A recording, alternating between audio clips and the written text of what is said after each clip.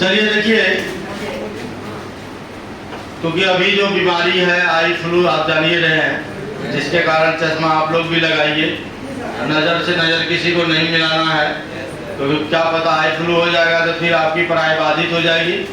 तो देखिए ध्यान से समझिएगा, सभी लोग हल्ला गुल्ला नहीं करिएगा। पहले मैं आपको समझाता हूँ, क्योंकि आपका पी ब्लॉक चैप्टर चल रहा था और पी ब्लॉक चैप्टर में हम लोग बेसिक क्लास कर रहे थे। जो बेसिक क्लास था उनके बारे में हम लोग स्टडी कर रहे हैं। अब देखो भाई साहब, क्या है कि सबसे पहले पी ब्लॉक चैप्टर में बहुत सारे रिएक्शन हैं, अभिक्रियाएं हैं। अगर आप ध्यान से नहीं समझोगे तो आपकी रिएक्शन हवा में उड़ जाएगी, लेकिन अगर आप ध्यान से पढ़ोगे, अच्छे से पढ़ोगे, तो ये गारंटी देता हूं कि आप रिएक्शन आप अपनी मुट्ठी में कर सकते हैं। रिएक्शन आपकी मुट्ठी में होगी, ये बात आप याद रखो। चलो अब शुरू करते हैं। सबसे पहले यौगिक बनाने सीखने के लिए, यौगिक का जो रासायनिक सूत्र है उसको लिखने के लिए आपको दो काम करने होंगे। पहला काम, संकेत और संयोजकता को याद रखना होगा। संकेत और संयोजकता को आपको याद रखना होगा। ये सारा चीज आपके ग्रुप में चला जाएगा। अभी समझना है, ड्यू टू रेन, बारिश के कारण बच्चे अब्सेंट हैं, इसलिए इनका वीडियो बना के मैं आपको अपलोड कर दूंगा। आप सभी लोग आज की क्लास को देख लेंगे, घर बैठे भी देख सकते हैं। जो आए हैं तो उनको दो फायदा होगा। आप वीडियो भी देख लेना और ये भी देख लेना, ठीक है। उसके बाद चलेगा तब, अभी मूवी आया है गदर 2 मूवी आया है। हाँ, कल संडे है, चलेगा गदर 2। यहीं पर चलेगा तो कहाँ चलेगा? आज हल्ला नहीं आना। अब यौगिक का रासायनिक सूत्र लिखना है। यौगिक का रासायनिक सूत्र लिखने के लिए आपको दो काम करने होंगे। संकेत याद रखना होगा और संयोजकता याद रखना होगा, यानी सिंबल और वैलेंसी को आपको याद करना होगा।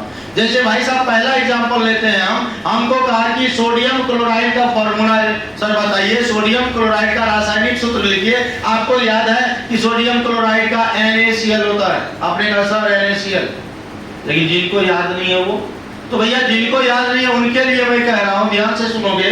सोडियम का लिखोगे सर संकेत होता है Na, और क्लोराइड का होता है Cl। सोडियम का वैलेंसी 1 और क्लोराइड का होता है भैया 1, दोनों का सेम है। तो जब वैलेंसी सेम रहेगा तो कुछ नहीं करना है। जब वैलेंसी सेम रहेगा तो कुछ नहीं करना, समझ ले। NaCl हमने लिख दिया। अगर यही दूसरा कहेगा कैल्शियम कार्बोनेट का फॉर्मूला लिखिए सर, तो कैल्शियम का संकेत होता है Ca और कार्बोनेट का होता है CO3। कैल्शियम का वैलेंसी होता है 2 और कार्बोनेट का भी होता है 2, दोनों का सेम है तो हो जाएगा भैया, सेम रहेगा तो कुछ नहीं करना है, आपका हो जाएगा CaCO3। CaCO3 ये कैल्शियम कार्बोनेट का रासायनिक सूत्र निकला। अगर आपको कहता है एल्युमिनियम फॉस्फेट का फॉर्मूला लिखिए सर, एल्युमिनियम का Al संकेत होता है, फॉस्फेट का PO4 होता है, एल्युमिनियम का वैलेंसी 3 होता है और फॉस्फेट का भी 3 होता है, दोनों का सेम है तो भैया Al PO4 हो गया, सेम रहेगा तो कुछ नहीं करना। यानी अगर दोनों की वैलेंसी, दोनों की संयोजकता सेम हो, बराबर हो, तो अपन को कुछ नहीं करना है, सीधा लिख डालना, ठीक है। अब जैसे अगला नेक्स्ट देखते हैं, calcium chloride. Right the chemical formula of calcium chloride. ऐसा क्वेश्चन मेरे को आया, हम कहे सर जी कैल्शियम का संकेत लिख दो Ca, क्लोराइड का लिख दो Cl, लिख दिया। अब कैल्शियम का वैलेंसी सर लिख दीजिए 2 और क्लोराइड का लिख दीजिए 1। तो भैया कैल्शियम का 2 है, क्लोराइड का 1 है, अलग अलग है तो अदला बदली कर देना, इंटरचेंज कर देना। इसका देखो भैया 2 यहाँ आ गया, इसका 1 यहाँ आ गया। आप 1 नहीं भी लिखोगे तो चलेगा, ये वेल डिफाइंड है, तो यहाँ का CaCl2 हो जाएगा। क्या हो जाएगा आपका? CaCl2। जैसे एल्युमिनियम सल्फेट का मेरे को लिखना है, एल्युमिनियम का संकेत लिख दिया Al, सल्फेट का लिख दिया SO4, एल्युमिनियम का वैलेंसी लिख दिया 3, सल्फेट का लिख दिया 2 और दोनों का अलग अलग वैलेंसी है। इसका वैलेंसी यहाँ चला आया, यहाँ देखो इसका वैलेंसी यहाँ चला आया और इसका वैलेंसी यहाँ चला आया, तो हो जाएगा Al2SO4 का ऑक्सीजन। ये जो ब्रैकेट दिए, ब्रैकेट इसलिए दिए हैं, अगर ये ब्रैकेट नहीं रहता, यहाँ 3 लिखते तो 43 दिखता, 43 दिखता, तो इसीलिए आप लोग कंफ्यूज होते हैं, इसलिए उसको बिग ब्रैकेट में लिख दिया। समझ आने बात। अब देखो रिएक्शन सीखने के लिए आपको दो बात और जानकारी पड़े, परमाणु और अणु में अंतर रखना हो। जैसे अगले स्लाइड में हम करते हैं, ये जैसे देखो द्विपरमाणुक अणु के बारे में आपको जानना होगा। द्विपरमाणुक अणु के बारे में आपको क्या करना होगा, जानना होगा। द्वि मतलब देखो संधि विच्छेद कर रहे हैं, ध्यान से समझो। द्वि मतलब होता है दो, परमाणुक मतलब परमाणु, यानी वैसा अणु जो केवल दो परमाणु से बना। वैसा अणु जो केवल कितने परमाणु से बना है, दो परमाणु से बना है, उसको बोलेंगे द्विपरमाणुक अणु। कौन अणु? द्विपरमाणुक अणु। जैसे H2, O2, N2, F2, Cl2, Br2, I2। अगर आप इसको गिनोगे तो कितना हो जाएगा, 7 हो जाएगा इसकी संख्या। और देखो H2 में 2 हाइड्रोजन है, O2 में 2 ऑक्सीजन है, N2 में 2 नाइट्रोजन है, F2 में 2 फ्लोरीन है, यानी सब में 2 लगा हुआ है, यानी द्विपरमाणुक हो गया, डायटोमिक हो गया। अगर केवल कहता, आप देखो भैया ध्यान से सुनोगे भैया, बहुत अच्छा कॉन्सेप्ट अभी हम आपको बताएंगे। जैसे मान लो भैया परमाणु और आपके दैनिक जीवन में बताते हैं, अभी बहुत ऐसे स्टूडेंट हैं जिनका कोई सेटिंग नहीं, यानी जो अकेला है, जो अकेला है अकॉर्डिंग टू केमिस्ट्री उसको कह सकते हैं भैया वो परमाणु है। जो अकेला हो क्या है, परमाणु। ठीक है। जिसका कुछ ना कुछ सेटिंग है उसको क्या बोलते हैं, अणु। अकेला वाला परमाणु और जिसका सेटिंग वाला है वो अणु। अब परमाणु और अणु में आप अंतर भी देख सकते हो, ध्यान दो। अच्छा एक बात बताइए, अरे इतना लेट से तुम लोग क्यों आते हो जी? बीच में डिस्टर्ब करने के लिए आता है। अब गेट लगा तो कोई भी आएगा नहीं खोलना, गेट लगाओ। टाइम का ऐसी नहीं, तो टाइम नहीं देता, पता नहीं कहाँ था, लगाओ गेट, किसी को घुसने मत देना। पानी का एकदम नौटंकी लगा, पानी जाके बैठा हुआ था, पानी अभी पड़ रहा है, इसको घुसा दो। देखो गया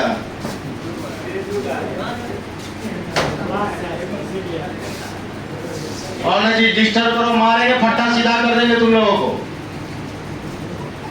बीच में आ गया दिक्कत लगा दो, उसको बोल दो वहां जो आएगा उसको घुमा देगा। क्लास का टाइमिंग पता नहीं है, आधा घंटा बाद आता।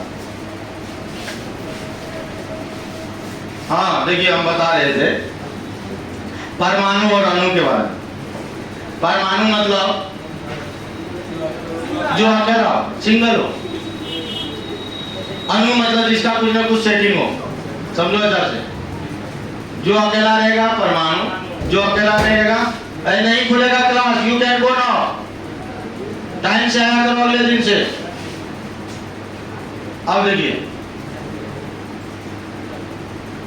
परमाणु अकेला, अणु द्विकेला मतलब जो दो या दो से अधिक परमाणु से बना रहे। तो जिसका भैया सेटिंग रहेगा वो अणु है, जिसका सेटिंग नहीं है वो क्या है, परमाणु है। अब आप ही बताओ, इनमें से बहुत सारे लोग अणु भी होंगे परमाणु भी होंगे। अब कौन अणु है कौन परमाणु है इसकी तो हमको जानकारी नहीं है, लेकिन बहुत लोग परमाणु है, बहुत लोग अणु भी है। नो सर, अरे जानते सब कुछ, अरे हमसे क्या छुपा पाएगा। अब देखो भैया ध्यान से, परमाणु और अणु में अंतर देखोगे। अरे हीरो, जब अकेला रहोगे 7 बजे रात में मन होगा कॉलेज चौक जाने का, तुरंत चल दी। किसी पार्टनर का बर्थडे है, चल गए। जहां मन तहां आप अकेला में जा गए, मतलब आप ज्यादा क्रियाशील है। जब आप अणु हैं, जब आप क्या है, अणु है, तो भैया परमिशन लेना होगा। अगर विदाउट परमिशन कहीं गया तो तुम्हारी खैर नहीं। 2-3 दिन तक झगड़ा होते रहेगा, झगड़ा झाटी पूरा गया क्यों, ये वो 9-17 बहुत सारी बातें नहीं। दीदी बारिश खूब हो रही है, दीदी लोग भीग गई है, खोल दो खोल दो, अब क्या करोगे, खोल दो। अगले दिन से लेट करोगे।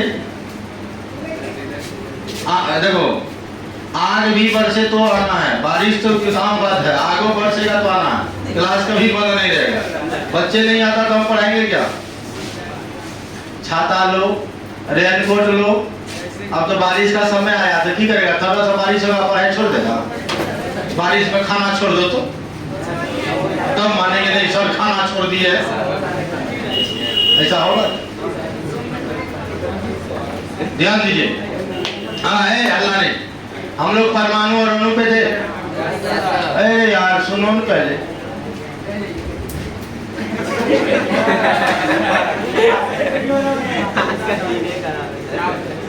ये लोग पढ़ाने भी नहीं देगा, छुट्टी दे देंगे और मन ठंडा हो जाएगा। खोल दो।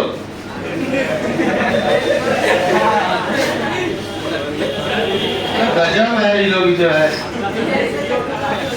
अगले दिन लेट करोगे हम मार मार के भगा देंगे, हम उधर से जाओ अगली सब कहीं करता कौन सी करती ना समझे? पानी दो टंकी कर रहे, पानी पड़ रहा है।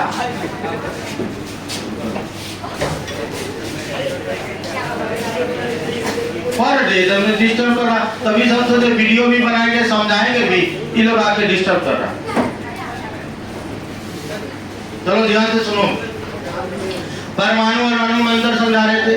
परमाणु ज्यादा क्रियाशील होता है, ज्यादा सक्रिय होता है, अणु ज्यादा सक्रिय या क्रियाशील नहीं होता है। इसका वजह है हम आपके दैनिक जीवन में अभी बता रहे थे कि जो सिंगल है भैया जहां मन तहां जा चला जाएगा, कोई दिक्कत नहीं है। जब वो एक्टिव, जब उसको पढ़ने का मन करेगा पढ़ेगा, खेलने का मन करेगा खेलेगा, जहां मन जो करेगा करेगा।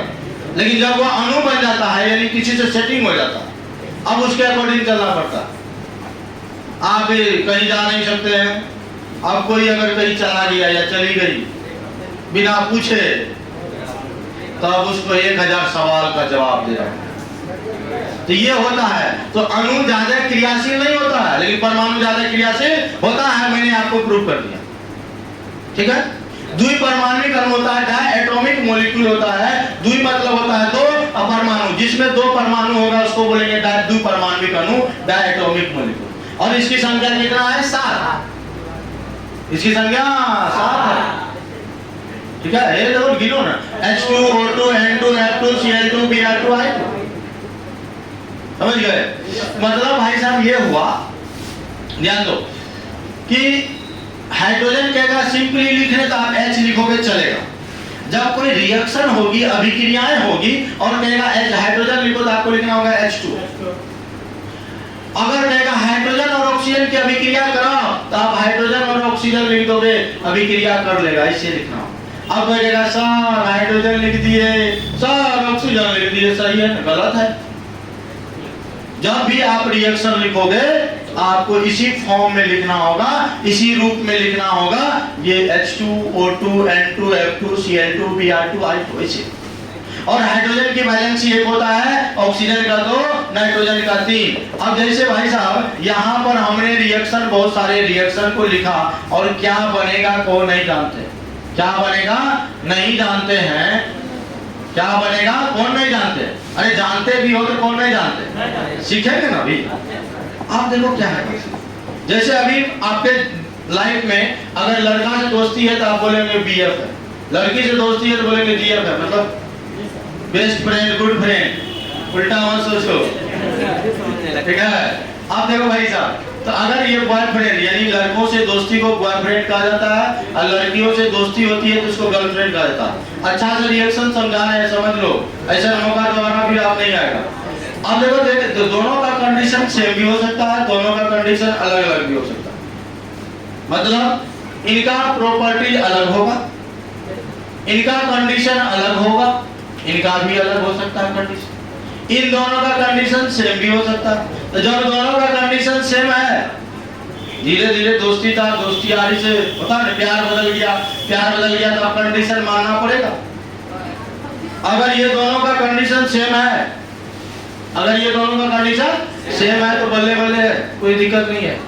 देखते होंगे दोनों जन बड़ा खुश होगा, मम्मी पापा ब्याह शादी कराइए देंगे, देखा जाएगा। अगर दोनों का कंडीशन सेम नहीं है, इलूचा लफंगा आई पढ़ने वाला या आई पढ़ने वाला आई पढ़ने वाला नहीं है, कुछ भी हो सकता है। कंडीशन सेम कहने का मतलब है कि उनका दोनों जो सोचता है, ये पढ़ना चाहता है, ये भी पढ़ना चाहता, ये घूमना चाहता, ये भी घूमना चाहता, हो सकता है ये अच्छा हो सकता है नालायक हो, ऐसा भी हो सकता है। तो भैया कंडीशन दोनों का सेम भी हो सकता है और डिफरेंट भी हो सकता है। अगर सेम रहेगा तो कुछ नहीं करेगा, सिंपली उसका लाइफ जो है एकदम सेटल हो जाएगा। अगर डिफरेंट रहेगा तो उसके लिए उसको रिएक्शन करनी होगी, कंप्रोमाइज करना होगा। कहेगा जैसे मान लो सोडियम और क्लोरीन ने कहा था हम तुमसे तुम्हारे साथ रहना चाहते हैं, सोडियम का आर हो क्लोरीन का आर हो, क्यों? सोडियम का वैलेंसी 1 और क्लोरीन का 1, दोनों का सेम है। बोला कोई बात नहीं चलेगा, बल्ले बल्ले होगा, NaCl बनेगा। समझे क्या? यानी वैलेंसी सेम भी हो सकता है और डिफरेंट भी हो सकता है, मैंने अभी बताया था। अब जैसे जनरल रिएक्शन कुछ बताते हैं, इन्हीं सभी को आपस में रिएक्शन करवा दिया जाए, यानी हाइड्रोजन और ऑक्सीजन को रिएक्शन कराया तो देखो भैया यहाँ का H लिया, ले लिया, यहाँ का O लिया। कहिएगा सर ये दो क्यों नहीं ली? ये द्विपरमाणुक अणु है, अभिक्रिया में इस तरह के रूप में उसको लेना पड़ेगा। तो भाई साहब यहाँ का H लिया, यहाँ का O लिया। अब H और O के बारे में जानो। हाइड्रोजन का वैलेंसी कितना? ऑक्सीजन का कितना? 2, इसका 2 यहाँ, इसका 1 यहाँ। यानी हाइड्रोजन और ऑक्सीजन कहता है तब हम आपसे दोस्ती करेंगे जब मेरा कंडीशन फुलफिल करोगे। तो दोनों में तब अभिक्रिया हुआ कि ऑक्सीजन का वैलेंसी हाइड्रोजन लिया, हाइड्रोजन का वैलेंसी ऑक्सीजन लिया। समझ में आ रही बात? अब जैसे यहाँ देखो, यहाँ क्या हो गया? हाइड्रोजन, यहाँ का H लिया, यहाँ का क्लोरीन Cl लिया, दोनों का वैलेंसी सेम है, कोई दिक्कत नहीं है। वैलेंसी सेम रहेगा, कुछ नहीं करोगे, अलग अलग रहेगा, इंटरचेंज करोगे। यहाँ का H है, यहाँ का Br है, HBr लिख दिया, है, दोनों का वैलेंसी सेम। अब यहाँ का Na, यहाँ का H2, NaH, सोडियम का भी वैलेंसी 1। हेलिना करे रब से फरियाद, पढ़ाया था। वर्ग 1 में है हेलिना करे रब से फरियाद। हेलिना एक लड़की का नाम है जो रब से फरियाद कर रहा है, एक बार उसका वैलेंसी हो गया 1, तो NaH हो गया। गेट ठकाओगे?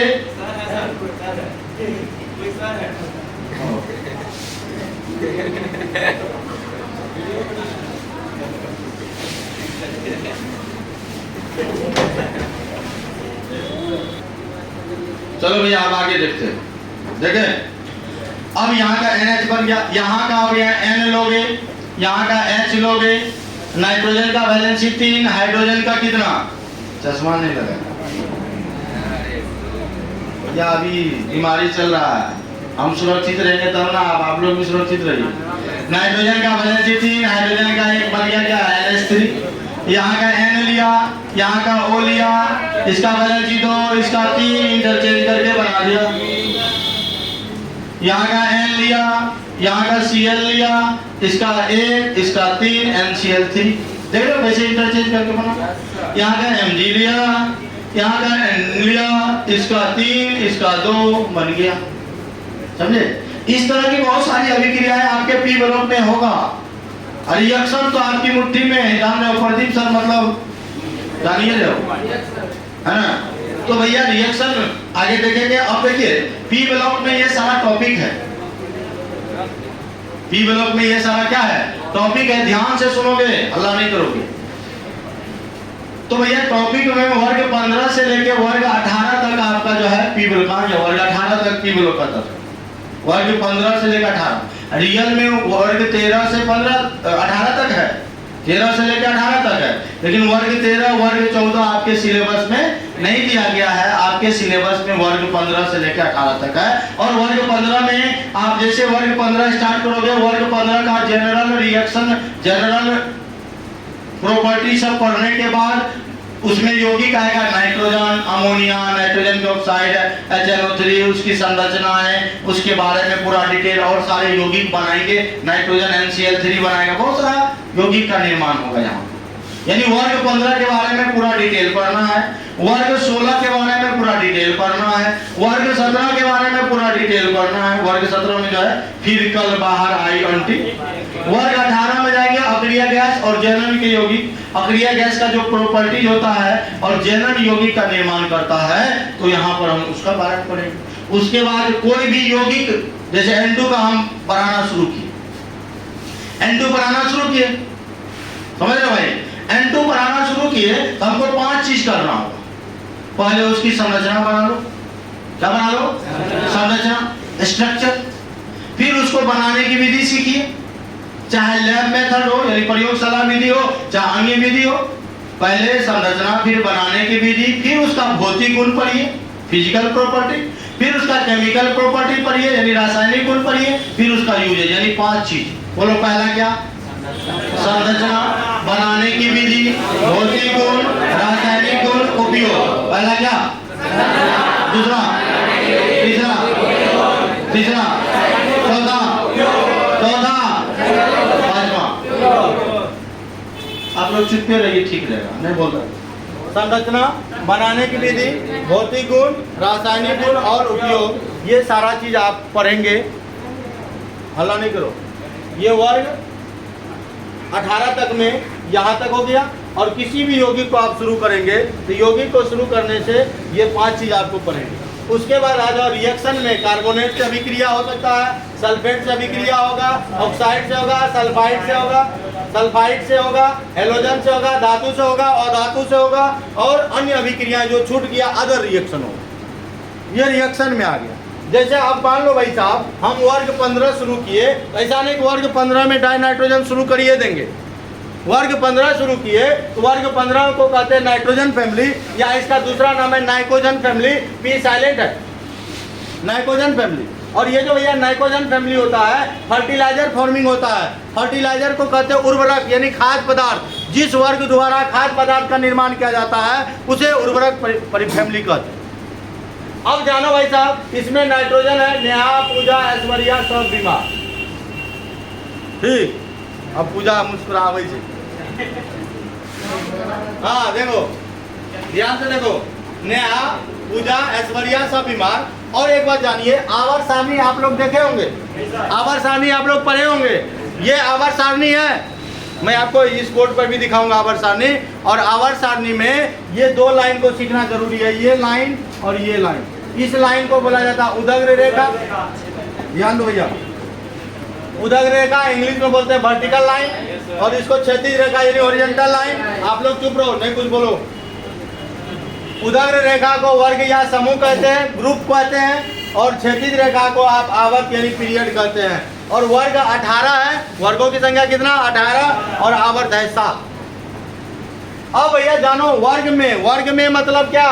ऊपर से नीचे जाने में। ऊपर से नीचे जाएंगे तो मतलब वर्ग में जाएंगे। और भाई साहब जब वर्ग में जाएंगे तो धात्विक गुण बढ़ेगा, त्रिज्या बढ़ेगा तो आकार भी बढ़ेगा। इसका पूरा डिटेल बताएंगे, अभी तो ट्रेलर है। हाँ, विद्युत ऋणात्मकता घटता है, विद्युत धनात्मकता बढ़ता है ना। संयोजी इलेक्ट्रॉन समान रहेगा, संयोजकता समान रहेगा। ये वर्ग की बात है। फिर इसके बाद हम लोग आगे देखेंगे, ये जो नाइट्रोजन और फास्फोरस है अधातु है, आर्सेनिक सल्फर है उपधातु है, बिस्मथ जो है और ये जो है धातु है। ये सारी चीज़ों की जानकारी हम लोग कल पुनः इकट्ठा करेंगे और कल इससे आगे पढ़ेंगे। तो आज की सभा को यहीं विराम देंगे, फिर मिलेंगे कल। धन्यवाद।